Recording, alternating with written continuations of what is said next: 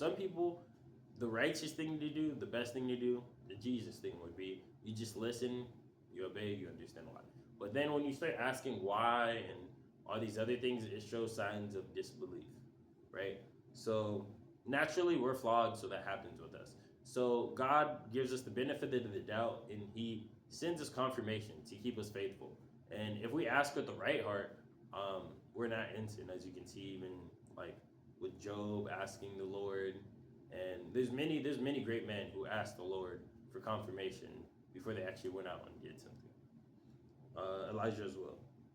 So yeah, so God will give you confirmation. Also, there was the angel who told Zechariah about John and who told Mary about Jesus.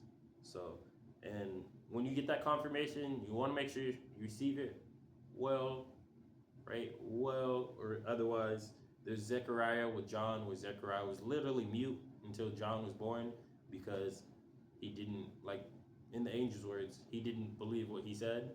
And then Mary, who was excited, was ecstatic, and was, in her words, a servant for the Lord when she heard about her news. So when you get confirmation, pray on it, believe it's from God, right?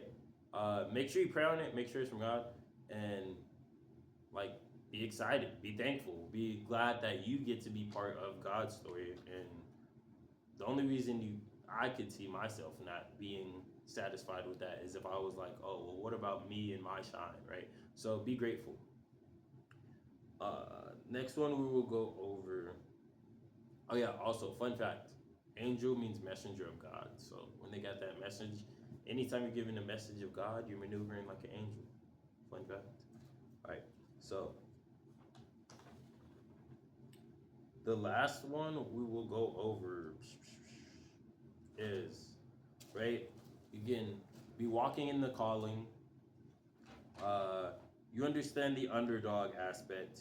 You understand the confirmation. You understand the negligence in not being in the right place, which I struggled with in the past. In the past, when I struggled with lust and pornography in high school and everything, and honestly, just in the past in general, because it was a little after high school too. The thing was, I would fall when I would be, or even sinning, lying, different stuff, different sins, right? We commit, right? I would sin whenever I was not where I was supposed to be. So, example, like let's say I'm supposed to be at practice, but oh, I'm just being lazy at home, and I fall. Or let's say I'm supposed to be in class, but I'm ditching, and next thing you know, I almost get in a fight, right? When you're not where you're supposed to be, like we said earlier, in walking in that calling, uh, you'll fall. So you can know all these things. You can know that you have to put the work in. You have to take steps, but you won't accomplish any of this without the biggest one of all, which is faith. And that's what I lacked in my fights, right? So I believed, I knew I had the skill, I knew the underdog aspect. I know persecution's part of it now at this point in life. Um, but then another thing can be faith and walking in that and believing. And even when people tell you do this or that and it may sound good, you know, at the end of the day, for me personally in my life, I'm a man of God. He did make me a martial artist as well. However, being a man of God, if I have to be a man of God and leave some of the martial artists,